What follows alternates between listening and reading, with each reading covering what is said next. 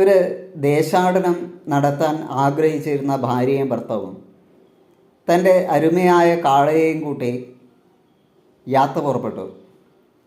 തൻ്റെ ഭാര്യയെ വെറുതെ നടത്തിക്കണ്ട എന്ന് കരുതി അവരെന്ത് പണിയെടുത്തു?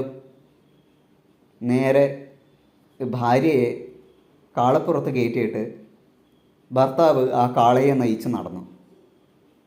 അപ്പോൾ ഇത് കണ്ട ഒരു വ്യക്തി പറയുകയാണ്, ശോ, ആ പെണ്ണിൻ്റെ കാര്യം, അവൾ അതിൻ്റെ മുകളിൽ സുഖിച്ചിരുന്നിട്ട് ഭർത്താവിനെ നടത്തിയെന്ന് കാണുന്നില്ലേ? ഇദ്ദേഹത്തിന് വിഷമമായി.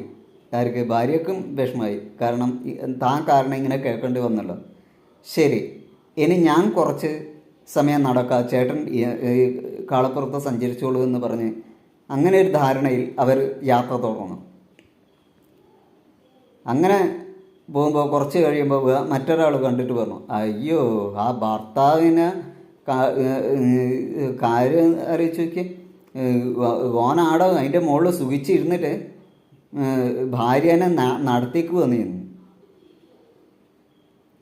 ഇത് കേട്ടിട്ട് വീണ്ടും അദ്ദേഹം മറ്റൊരു തീരുമാനത്തിലെത്തി.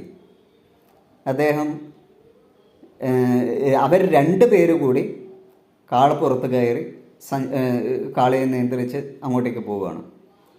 കുറച്ച് കഴിഞ്ഞതും വീണ്ടും ഒരു അപരിചിതം പറയുകയാണ്, കണ്ണുച്ചോറിയില്ലാത്തവരെന്നെ, ഇവരുടെ ഭാരം കൂടെ കാള താങ്ങണ്ടേ, എന്തൊരു കഷ്ടമാണ്, ഇത്രയും ഒരു സ്നേഹമില്ലാത്ത ഒരാൾക്കാരായിപ്പോയല്ലോ ആ ജന്തുവിനെ പോറ്റുന്നതെന്ന്. ഇത് കേട്ട് വിഷമം വന്നവർ 2 ആളും ഇറങ്ങിയിട്ട് കാളയെ നയിച്ച് നടക്കുകയാണ്. അപ്പോൾ പറയാണ്, കുറച്ച് കഴിയുമ്പോൾ അങ്ങോട്ടേക്ക് മറ്റൊരു അപരിചിതൻ പറയാണ്, വിഡ്ഢികൾ എന്നാ പറയണ്ടേ, ഇവിടെ കാളേനെയും വെച്ചിട്ട് ഇവിടെ നടന്നിട്ട് പോകുന്നെന്ന്, അവർക്ക് അതിൻ്റെ മുകളിൽ കയറിയിരുന്ന് പോയിക്കൂടെയെന്ന്. അപ്പോൾ ഇതുപോലെയാണ് മറ്റുള്ള മനുഷ്യരുടെ തീരുമാനങ്ങളെന്ന് പറയുന്നത്. മറ്റുള്ളവർ എന്ത് പറയുന്നതെന്ന് നമ്മൾ ചിന്തിച്ച് നോക്കിക്കഴിഞ്ഞാൽ അതിനേ നേരം കാണും. നിങ്ങൾക്ക് ശരി എന്ന് തോന്നുന്നത് ചെയ്യുക.